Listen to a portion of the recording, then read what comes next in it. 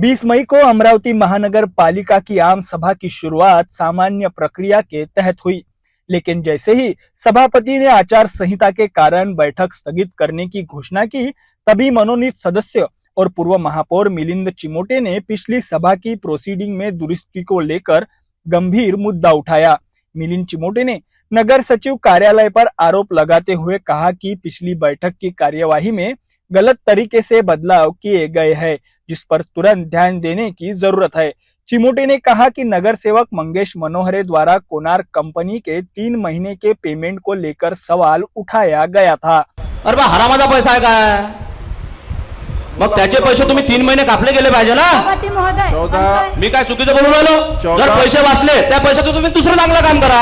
फक्त माझी विनंती आहे की 3 महिने 90 दिवस या महानगरपालिकेचे पैसे वाचले पाहिजे, म्हणून किमान 2 करोड रुपये वाचू शकतात 3 महिन्याचे। पूर्ण शहराच्या दृष्टीने जर विचार केला तर पूर्ण प्रभागाच्या माणसाचे गाड्याचे पैसे जर वाचवायचा विचार केला तर कशाला देऊन राहिले पैसे तुम्ही? बताया गया कि पिछली बैठक में 90 दिनों का पेमेंट रोके जाने की बात कही गई थी, लेकिन प्रोसीडिंग में कुछ और ही दर्ज हुआ, जिससे असमंजस की स्थिति पैदा हो गई। जवाब देना नहीं है तो एक ही विषय को क्यों? अरे एक ही विषय, पैसे का विषय बार बार वही बात। अरे बार कैसे? अरे हराम के पैसे क्या अपने महानगरपालिका के?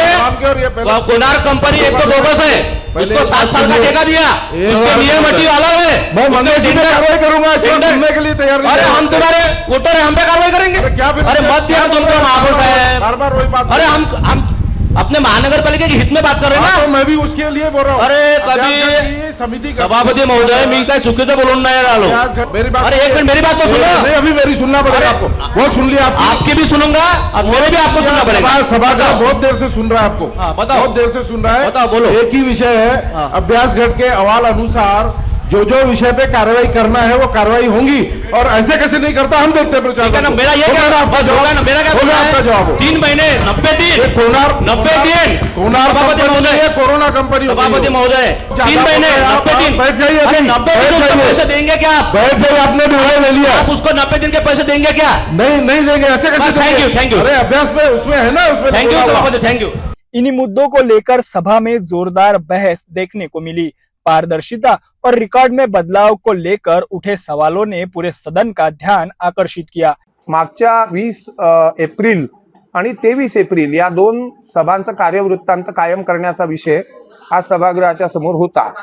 त्या कार्यवृत्तांतामध्ये दुरुस्ती न करता मंजूर करावा असा प्रस्ताव होता, परंतु त्यामध्ये ज्या चुका आहेत किंवा त्यामध्ये ज्या गोष्टी घडल्या त्या अतिशय सिरियस होत्या, आणि म्हणून मी सभागृहाला विनंती केली, सभापतींना विनंती केली की याच्यामध्ये ज्या दुरुस्त्या आहेत त्या झाल्याशिवाय कार्यवृत्तांत मंजूर करू नये।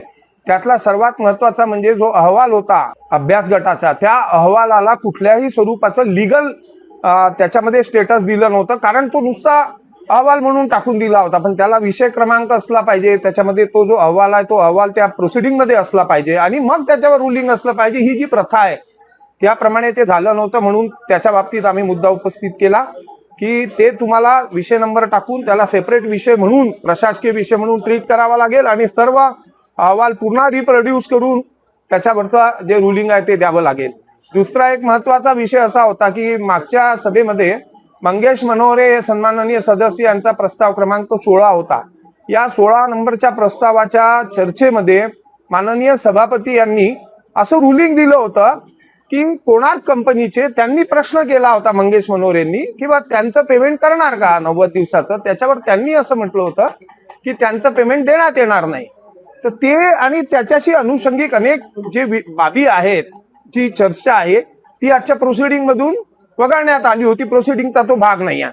उलट पक्षी देण्यात येणार नाही असं असताना त्यांचे देयक देण्यात येणार आहे अशा प्रकारचं प्रोसिडिंग जे झालं हे अतिशय सिरियस गोष्ट होती। सभागृहाच्या विश्वासाचा प्रश्न होता, विश्वासार्हतेचा प्रश्न होता, आणि याच्यात सर्वात महत्त्वाची गोष्ट अशी होती की अनेक न्यूज चॅनलनी आणि वृत्तपत्रांनी त्याच्यावरती मोठ्या मोठ्या बातम्या तयार करून छापल्या होत्या।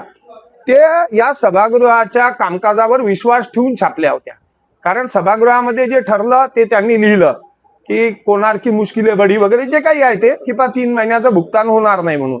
मग अशा परिस्थितीमध्ये हे जर कार्यवृत्तांत मंजूर झालं तर मग तर उद्या असं झालं असतं की वृत्तपत्रांनी छापलेल्या बातम्या खोट्या आहेत उद्या एखाद्या त्या कंपनीनी त्या वृत्तपत्राच्या वरती अब्रू नुकसानीचा दावा सुद्धा दाखल करता आला असता की बा तुम्ही खोटं छापलं, बघा हे प्रोसिडिंग आहे, प्रोसिडिंग मान्य झालं, त्याच्यामध्ये अशी कोणते रुलिंग नाही आणि काहीच नाही आहे.